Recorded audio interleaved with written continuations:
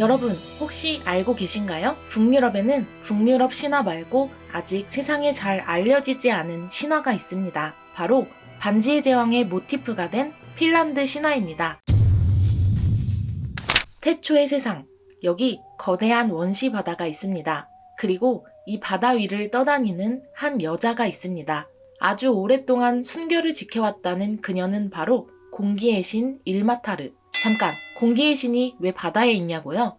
원래 일마타르는 광활한 하늘과 공기의 황무지에 살았는데 별일 없는 하늘이 너무 지루해서 어느 날 물 위로 내려옵니다. 태초의 바다는 안개가 자욱했고 어둡고 강렬했죠. 바다는 심심하지 않다고 증명이라도 하듯이 그녀에게 난데없이 거친 비바람이 휘몰아칩니다. 파도 위에서 미친 듯이 떠밀리던 일마타르. 그런데 그때 갑자기 뱃속에 아이가 생겼는데요. 당황해버린 순결한 일마타르.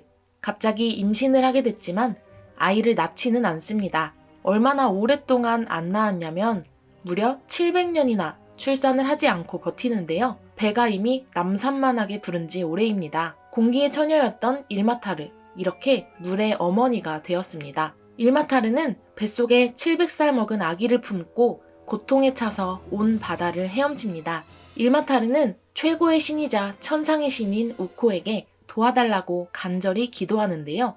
우코는 핀란드 신화의 여러 신과 정령, 마법사, 영웅들 중에서 가장 높은 서열을 지닌 신입니다. 그런데 그때 흰 오리가 일마타르의 무릎에 살포시 내려와서 황금알 6개와 무쇠알을 낳습니다. 가여운 물의 어머니 일마타르는 뱃속에 700살 먹은 아이도 품고 있는 데다 무릎 위에 알까지 품어주려니 기진맥진합니다. 고통에 빠진 일마타르가 무릎 위에 둥지를 흔들자 그 신비로운 알들은 깊은 바다로 풍덩 빠져버립니다.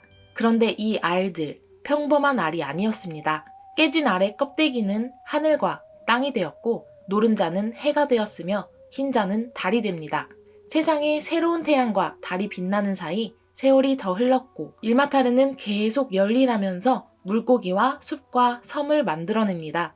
한편 일마타르가 이렇게 열심히 세상을 창조할 때 속이 터져가던 한 사람이 있었으니 바로 엄마 뱃속에서 700살 넘게 나이를 먹어버린 불쌍한 늙은 아기였습니다. 어떻게 어머니 배 밖으로 나갈지 곰곰이 생각하던 늙은 아기는 스스로 어머니의 몸에서 빠져나와 곧장 바다로 뛰어들어 버립니다. 태어나자마자 흰 수염을 갖게 된 늙은 아기. 그가 바로 핀란드 신화의 주요 인물인 영웅 겸 음유시인 겸 마법사 베이네메이넨입니다. 베이네메이넨은 꿋꿋하고 사려 깊은 영웅이지만 다 늙어서 태어났기 때문에 여자들에게 앞으로 무궁무진한 방법으로 차이게 됩니다. 신나게 8년 동안 바다를 헤엄치던 늙은 아기, 아니 베이네메이넨이 드디어 땅 위로 올라서는데요. 이곳은 풀 한 폭이 자라지 않는 불모지였습니다. 아무도 살 수 없는 땅에서 심심하게 지내던 그는 결국 경작의 정령인 산프사를 떠올립니다. 부지런한 산프사는 열심히 땅에 씨를 뿌렸고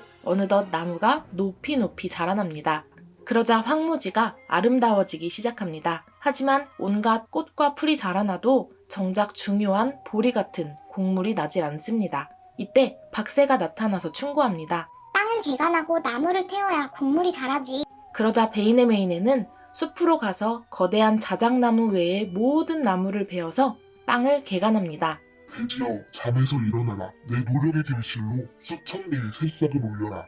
베이네메이넨이 천상의 신 우코에게 기도하자 자비로운 우코가 구름을 보내 비를 뿌려주었고 황록색 곡식이 부드러운 흙을 뚫고 자라납니다. 어느 날 독수리가 날아와서 왜 자작나무 한 그루만 남겨두었나요? 하고 묻자 너희 새들이 머물 수 있도록 남겨둔 거란다 하고 베이네메이넨이 대답합니다. 감동한 독수리가 그의 은혜를 기억해둡니다. 시간이 흐르자 베이네메이넨의 지식은 더 깊어지는데요. 특히 그가 아득한 옛 영웅의 이야기를 노래하자 그의 노래 실력과 더불어 기의 실력에 대한 명성까지 자자해집니다. 그 소문은 남쪽 지방을 뒤흔들다가 음산한 북쪽까지 퍼져갔고 북쪽 땅 리플란드에 사는 한 질투쟁이의 귀에까지 들어갑니다. 그 질투쟁이는 바로 젊은 요우카 하이넨입니다. 북쪽의 음유시인이던 그는 자신보다 감미롭게 노래하는 자가 있다는 말에 분노했고 베이네메이넨과 대결하기 위해 남쪽 칼레발라로 떠납니다.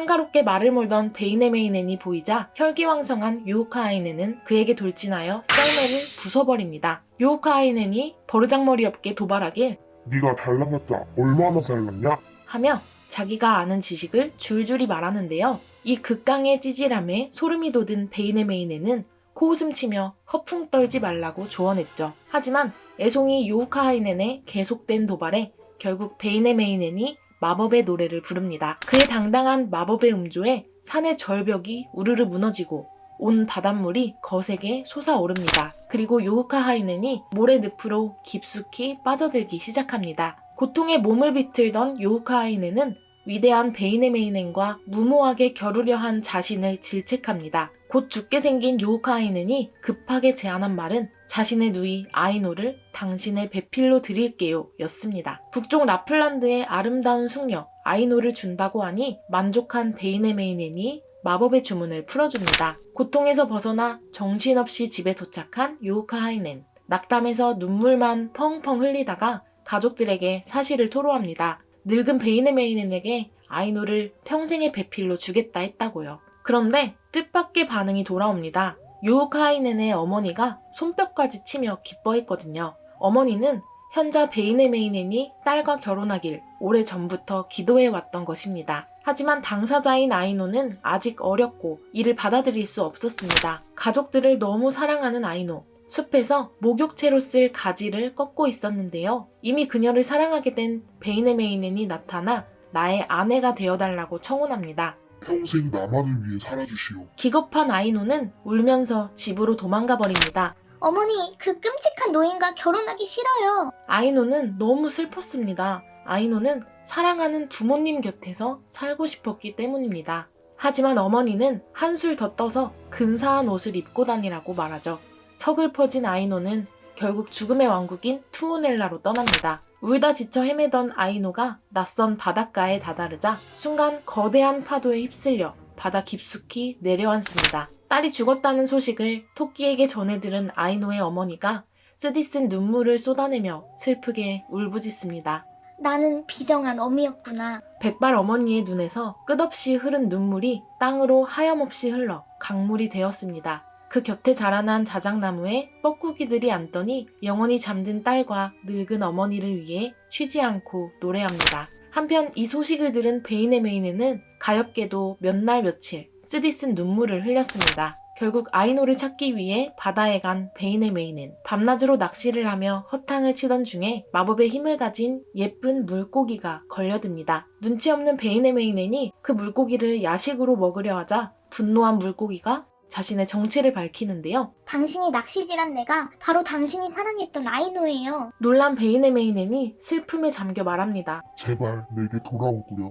하지만 그럴 리가 없죠. 아이노는 영영 바닷속으로 사라집니다. 베이네메이넨은 너무 슬픈 나머지 이젠 어떻게 살아야 할지조차 막막합니다. 그러자 심연에서 깨어난 어머니 일마타르가 무덤에서 깨어나 이렇게 말해줍니다. 네 어미가 자다가 너에게 대답해주려고 깨어났단다.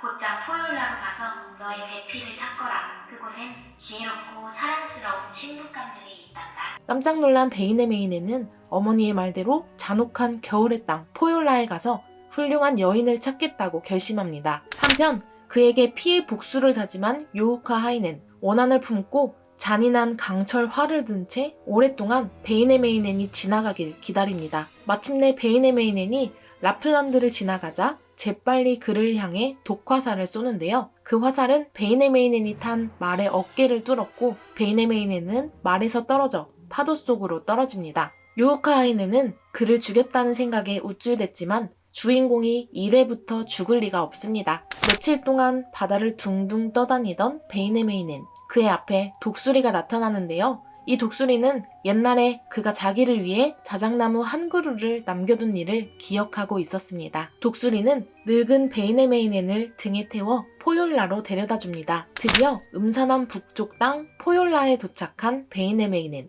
그는 기나긴 여정에 지쳐 비참한 모습으로 울고 있습니다. 나름 신화의 영웅인데 참으로 인간적이죠. 이때 그의 울음소리를 듣고 누군가 다가오는데요. 그녀는 바로 저주받은 땅 포yor라에 군림하고 있는 이가 없고 냉혹한 여자 족장 마녀 로우이였습니다. 다음 이야기.